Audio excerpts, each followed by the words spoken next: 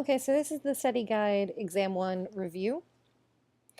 Okay, so for chapter one, the first concept I'm looking at is the myth of the family as haven, which really just says that, the family provides a safe haven from the threats and dangers of the modern world.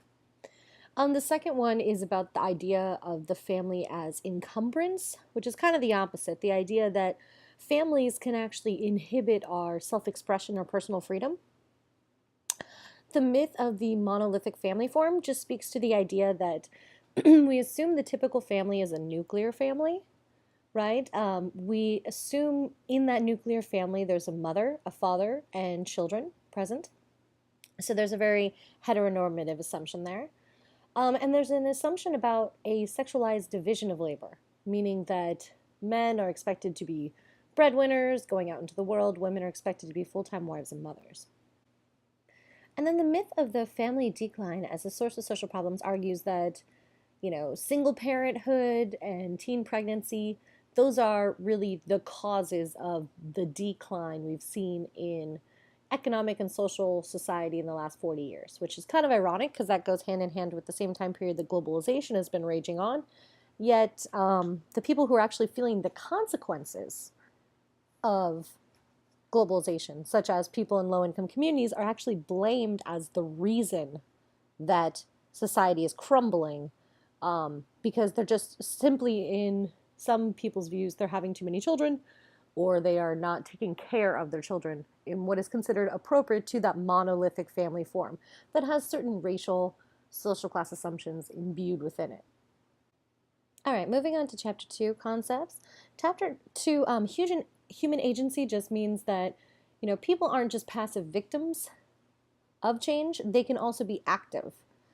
So you have a place in society. Yes, you are subject to the social structures around you, but you have agency, which means you can push back against these structures to cause change.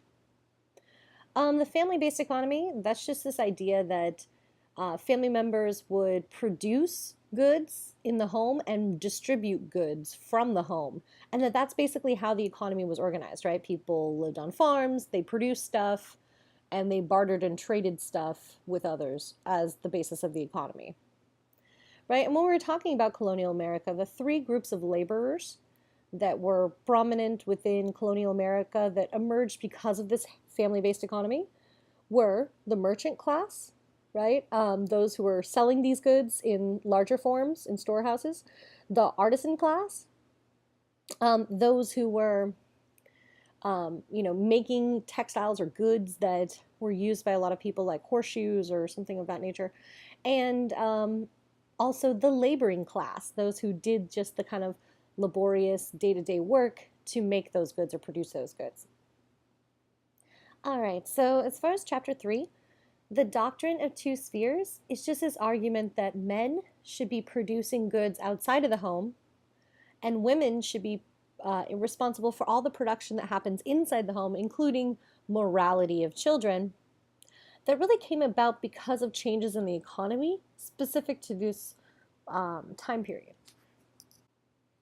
And the cult of domesticity, or true womanhood, what I'm looking for there is the definition, really just this standard of women's behavior where women were expected to be pure, submissive, pious, domestic, that whole kind of thing. There's like a video clip from that PowerPoint you could watch to kind of remind you about that. But also, really, I'm looking at also how it excludes working women and women of color, meaning that once you set a standard of true womanhood, saying that to be a true woman, you have to stay at home and not labor and be, of the specific affluent wealth class, you're basically saying anyone poorer than that isn't a real woman. When you essentialize that true woman, pure, pious, and submissive as a white woman, then you basically say any women of color, even if they are economically privileged, are not real women. And since the characterization of a true woman was someone who did not labor outside of the home, any women that were basically engaged in any sort of working industries were also considered not women compared to the definition of true womanhood, right? So that's really what I'm looking for there.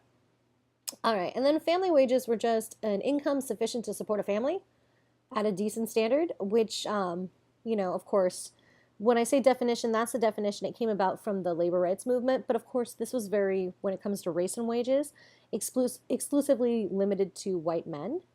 So, people weren't paid according to their job task. They were paid largely according to race or gender, right? So there was differences between how men and women were paid. There was differences between the wages of men of color and white men, or women of color and white women.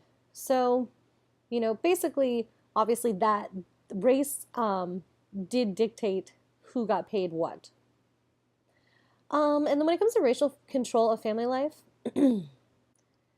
when you live in a culture that makes a ideal of the family that says that the family lives by certain standards or has certain attributes to it that are exclusive to one particular racial group, you're basically being pushed out of the definition of the culture of what a family is, right? So it kind of gives justification to, denigrate or criticize or oppose the structure or cultural manifestations of families of racial minority groups. And of course, when it came to race and labor, the presence of racially defined groups in the U.S. has always been tied to the demand for labor. So, people being subordinated because they were, basically minority status, cut them off from a lot of social supports and institutional supports in the culture that were provided to other families. And of course, families are going to react to that because that's, their experiences are going to be specific to their own, history.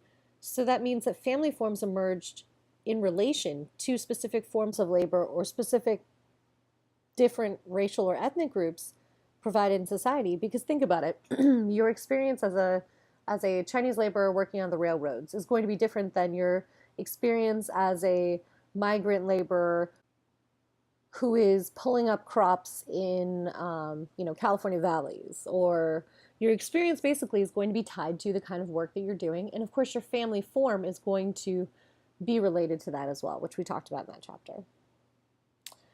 All right, moving on to chapter 4. Okay, so for globalization, I'm just looking for the definition there. It's the movement of people, services, capital, meaning money, goods, and culture across national boundaries, right? That's all I'm looking there for globalization. Okay, so as far as offshoring, that is when you have a company move to another country to do its production there.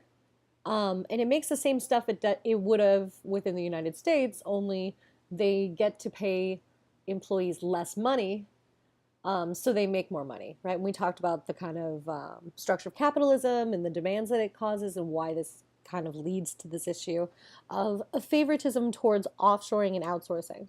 So offshoring was moving an entire business. Outsourcing is a little bit different. Outsourcing is when you take a specific task that a company does and transfer that to somewhere overseas that you can again pay workers less money or give them less protections within the workplace. You don't have to give them retirements or benefits. So outsourcing would be more like when you call a 1-800 number for an American company, but you get someone in India, right? That would be outsourcing because you're taking a specific job such as answering the phones and sending that somewhere else versus an entire industry like the car industry or something like that. And then that would be offshoring. Okay, so when it comes to the housing woes, I'm just referring to that part of your book. Basically, this idea of the housing bubble, that when it burst, a lot of people lost their homes and their savings because of foreclosures. It also affected a lot of people that were renting as renting prices went up. A lot of people were also evicted from rental properties as a result of the housing bubble bursting. So, yeah, that's basically all I'm looking for there. Gentrification is just the process of converting low-income housing to condos or upscale apartments for richer people, meaning middle or upper class people, which often transforms neighborhoods economically. But the problem, again, is that it may displace the original residents of those areas as the costs become higher and higher. And we talked about how we can see this within Fullerton by those high-rise apartment complexes that are like everywhere, on Harbor, off of Commonwealth, like they're popping up everywhere. and that these places are crazy expensive.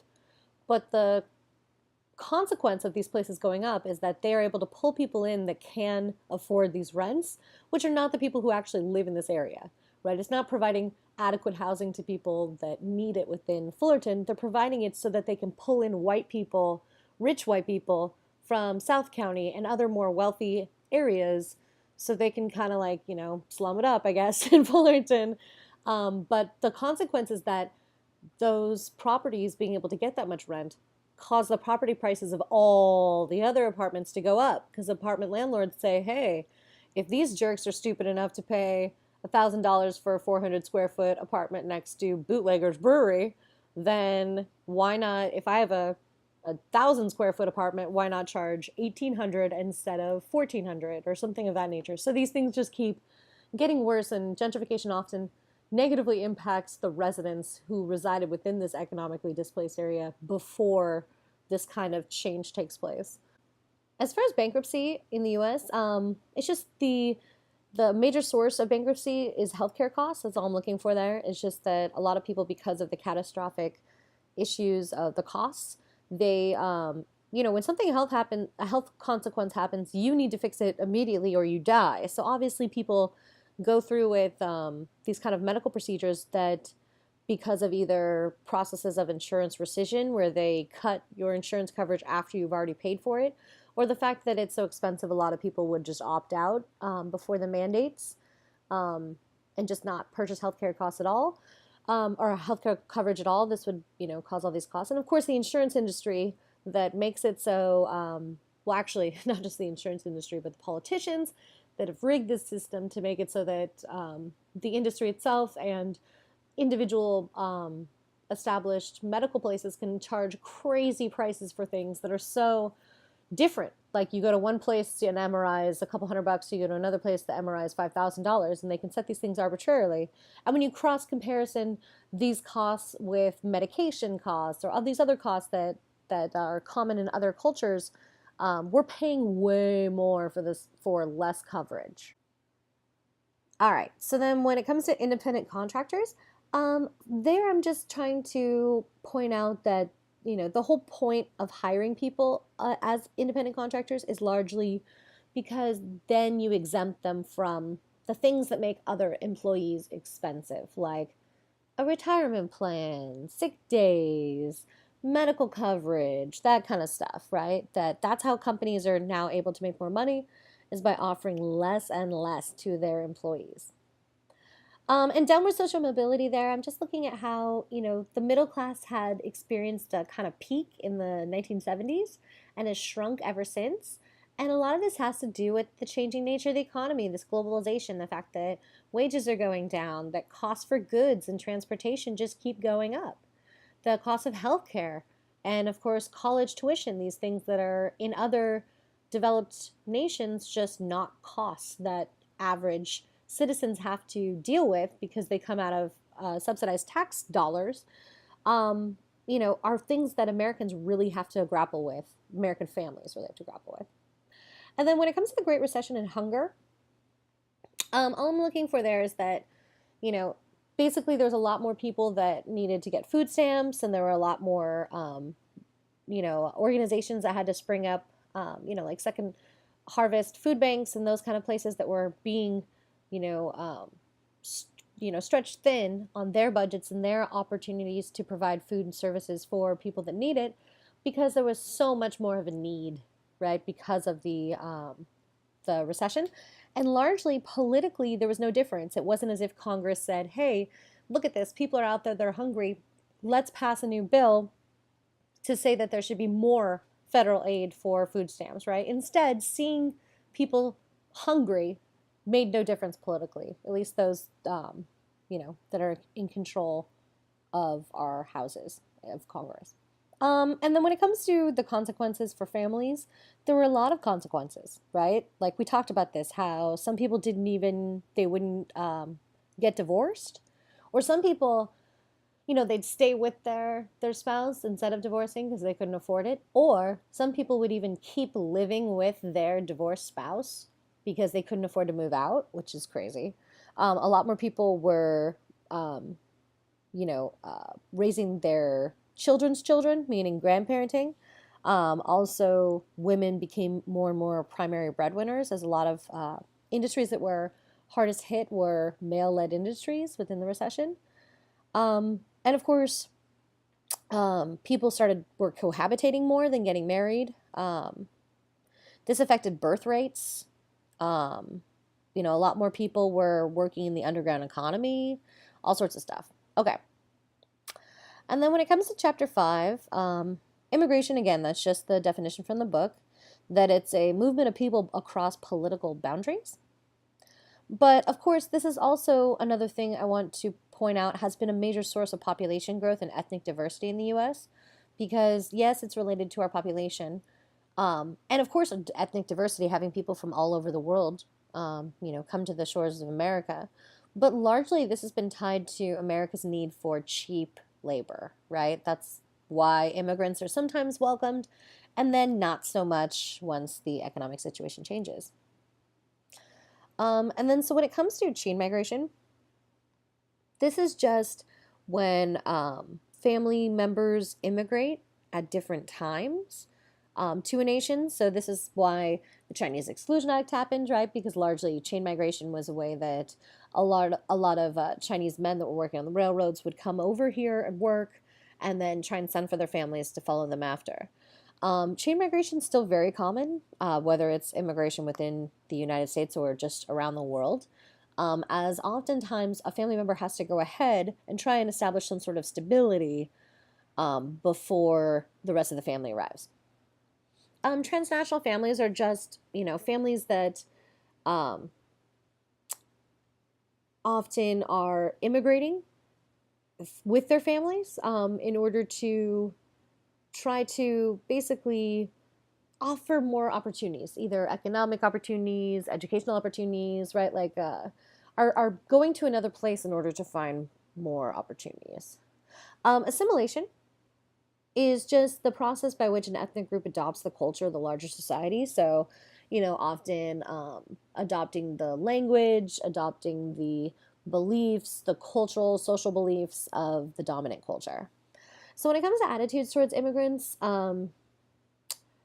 they often are blamed for social problems, right? If there's a lot of poverty or unemployment, then it's immigrants' fault. Um, they often are blamed for resistance to assimilation, meaning people will say, why don't you speak English or something like that, as if like it's just super easy to learn a language that has like 1,000 exceptions. If so, why did we have to learn it for like, depending on your education system, you went through 8 to 12 years.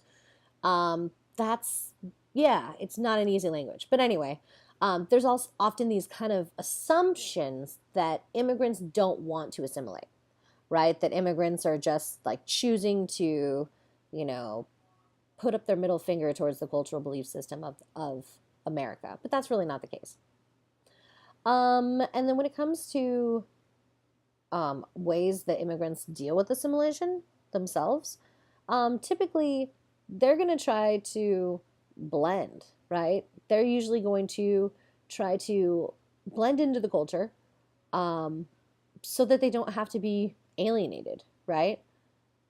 If people do resist and become adversarial towards the dominant culture, they're usually going to do this by emphasizing their ethnic ties within an area, like maybe moving into an enclave or something like that. When it comes to the second generation of immigrants, these immigrant children tend to clash with their parents because they grow up in this culture as Americans. So they typically develop the value system of American youth, and they tend to see their parents' ways of being as outdated, traditional, that they don't understand, or that they just, are somehow foreign, because they are, technically. So it's interesting that first generation immigrants are much more law abiding. Second generation immigrants might actually resent their parents' culture often, and sometimes even don't learn the language of their parents' original culture.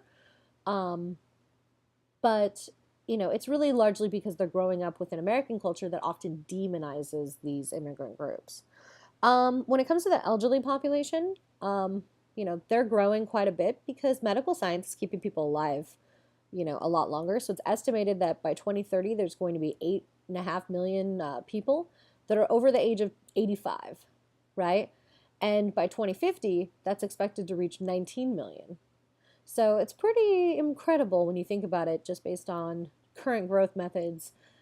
They can predict how many people they think medical science is really going to save, and really, by extending our lifespans, how this is going to affect elderly populations in general.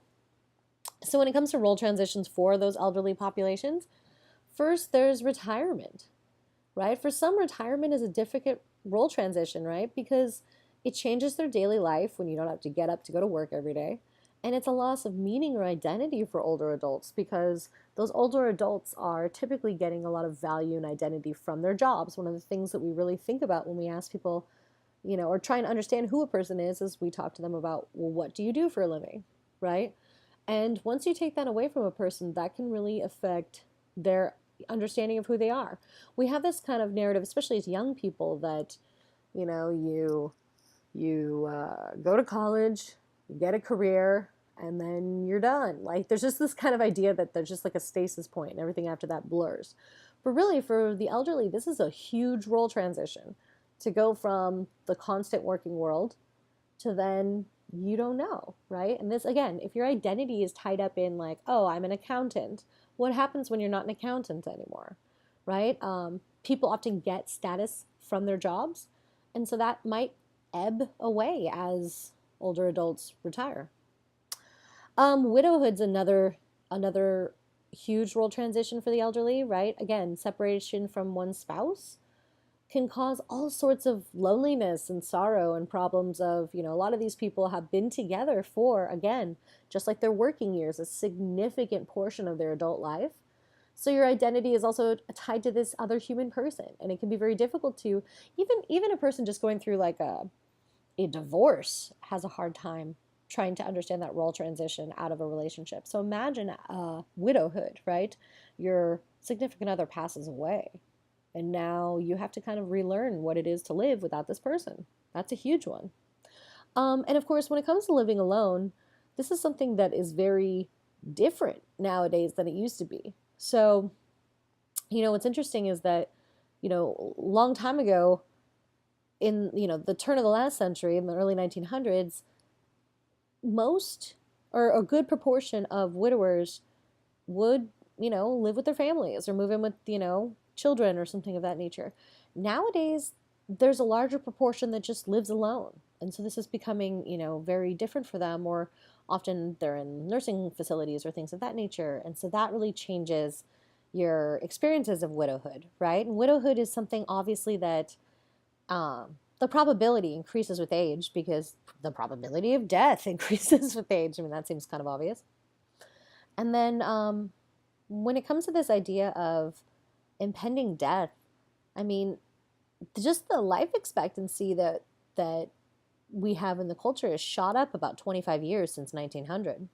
And so it's pretty impressive to go from about 50 years to about 75, or I think it's about 78 or 80 or so at this point.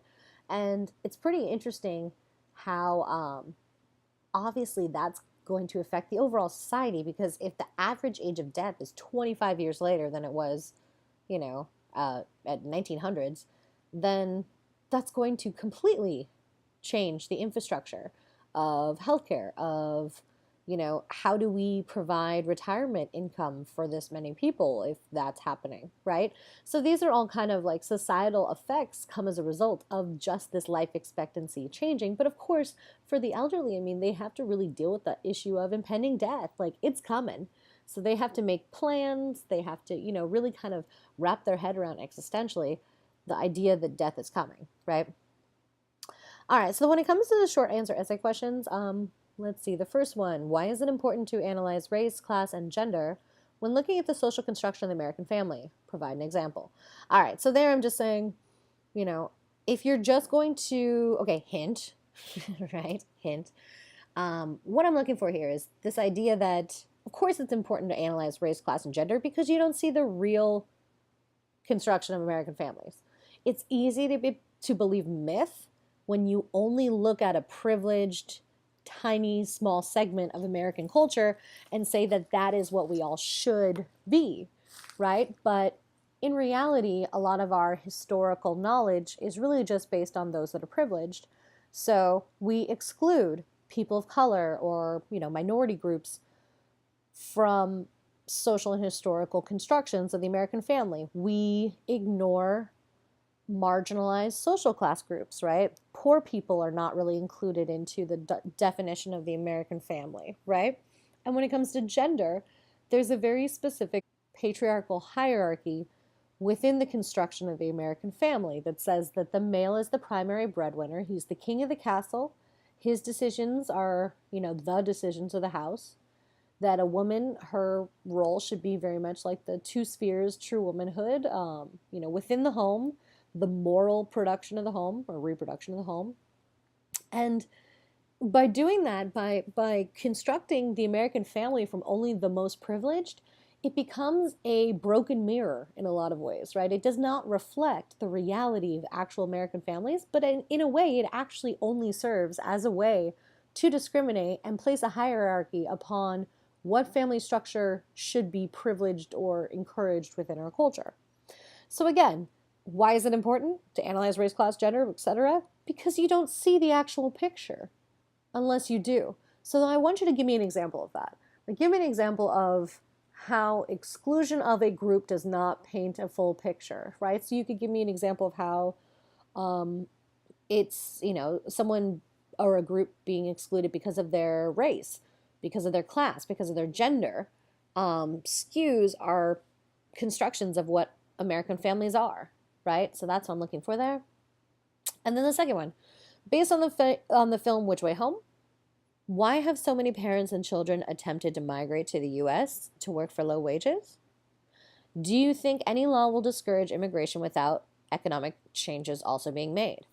So really what I'm looking for there is, what's going on that people are willing to ride on a very dangerous train, go through all sorts of, perils when it comes to smugglers or even, be detained by immigration agents or go through all these legal consequences of those actions.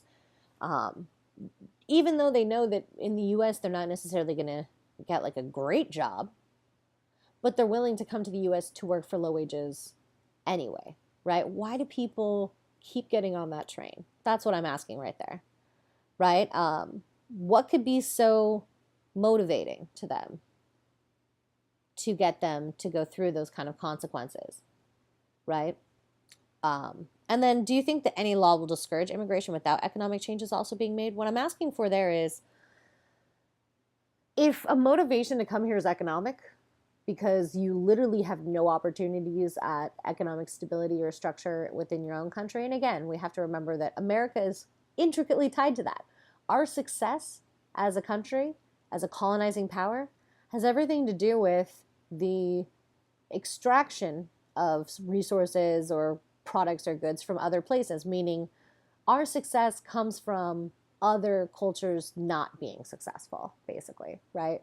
Our ability to exploit basically puts us in an opportunity to, have better cultural or social situations for our residents, right, than other cultures. So we have to understand that our American legacy is tied to that of these places where people are, feeling the push to leave, right, either because of economic issues, because of political destabilization.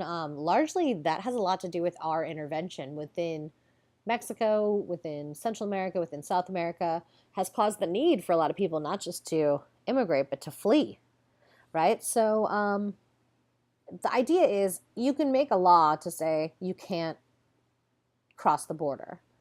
But if you don't actually help people get to a better economic situation within where they live, do you think it'll make any difference? And again, this is your opinion, not my opinion. I'm not trying to make a class full of sycophants. All I'm looking for is, why do you think that? What do you think and why? That's what I'm looking for that one. So anyway, hopefully this has been helpful. Sorry it took me a minute to get it up here, but here it is, your exam review.